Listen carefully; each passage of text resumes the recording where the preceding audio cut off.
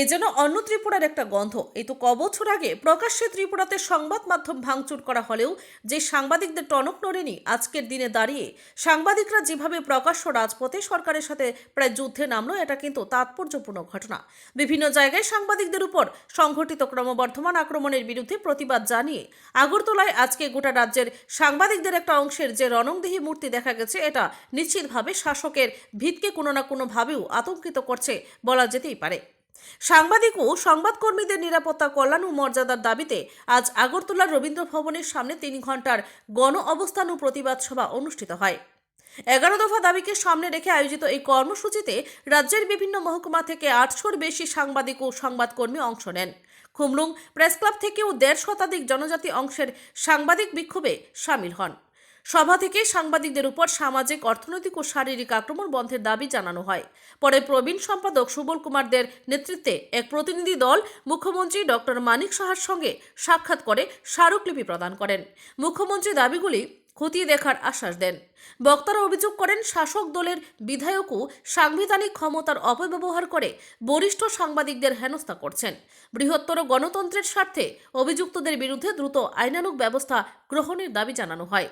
আজকের এই কর্মসূচি কতটুকু প্রভাব তৈরি করবে সময় বলবে, তবে এটা ঘটনা রাজ্যের ইতিহাসে অন্তত সাংবাদিকদের প্রায় প্রকাশ্যে বিদ্রোহী হয়ে যাওয়াটা আজকের দিনের পরিপ্রেক্ষিতে এবং আগামী দিনের দৃষ্টিভঙ্গিতে একটা তাৎপর্যপূর্ণ অধ্যায় হয়ে থাকবে। Bureau report, Tripura news Bangla. আমরা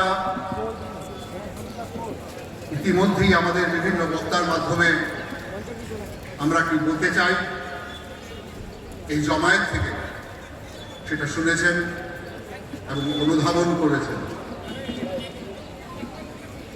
আপনারা আসার পথে দেখেছেন আমাদের ভাইয়েরা বহু প্ল্যাকার্ড দিয়ে শহরকে সাজিয়েছে। প্রায় 200-র উপর মাইক আমরা ব্যবহার করেছি। আমাদের কথাগুলি শুধু মঞ্চ এবং মঞ্চের নিম্নোক্ত পরিধিকে শ্রোতব্য করবার জন্য নয়, সারা শহরকে জাগাবার জন্য। So it is a wake up call.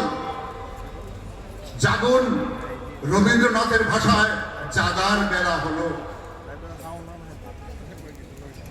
দীর্ঘদিন আমরা চুপচাপ ছিলাম, দীর্ঘদিন আমি একটি শব্দ উচ্চারণ করিনি আমরা, কারণ কেন্দ্রে নরেন্দ্র মোদীর নেতৃত্বে এবং রাজ্যে মানিক সাহার নেতৃত্বে একটা সুস্থিতি বজায় রয়েছে। সজ্জন মুখ্যমন্ত্রী আমাদের দাবিগুলি কান পেতে শোনেন এবং যথাবিহিত ব্যবস্থা নেবার চেষ্টা করেন।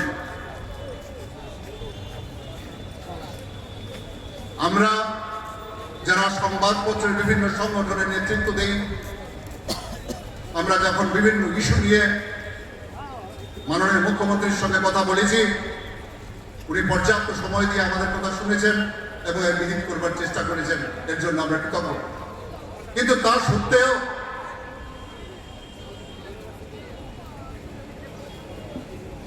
আপনারা কিছুক্ষণ আগে ভিডিও ক্লিপে দেখেছেন, আপনারা শুনেছেন আমাদের মধ্যে কেউ কেউ রক্তচক্ষু প্রদর্শনের চেষ্টা করছেন,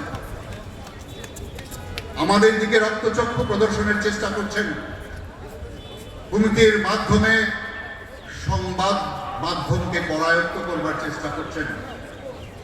এর মধ্যে যেমন কিছু আমলা রয়েছে যারা সমস্ত কাজগুলিকে স্থবির করে দিচ্ছে, এমনি রয়েছে একজন বা দুজন গুণধর বিধায়ক, রয়েছে মন্ডল স্তরের কয়েকজন নেতা। এরা এই রাজ্যের বিভিন্ন প্রান্তে সাংবাদিকদের ক্রমাগত আক্রান্ত করছেন, রক্তাক্ত করছেন।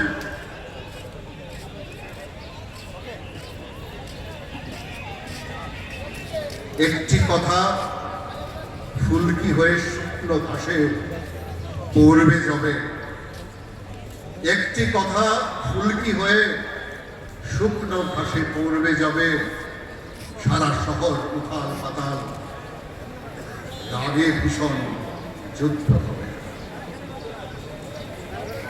যদি উত্তেজিত করবার চেষ্টা করেন যারা অক্লান্তভাবে গণতন্ত্রের চতুর্থ স্তম্ভকে আঁকড়ে ধরে এই রাজ্যে সুস্থিতি বজায় রাখার ক্ষেত্রে আপনাদের সহায়তা করেছে,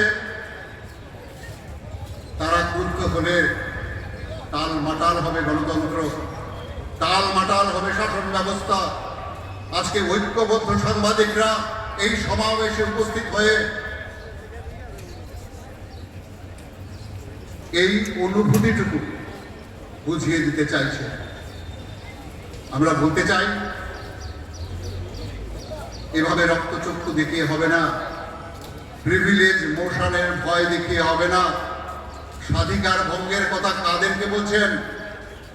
গত 40-50 বছরের ইতিহাসে এমনি কোনো দৃষ্টান্ত নেই যে সাংবাদিকদের বিরুদ্ধে স্বাধিকার ভঙ্গের অভিযোগ আনা হয়েছে।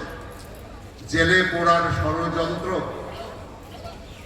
স্ব অধিকার স্বাধিকার তো ভঙ্গ করছেন আপনি।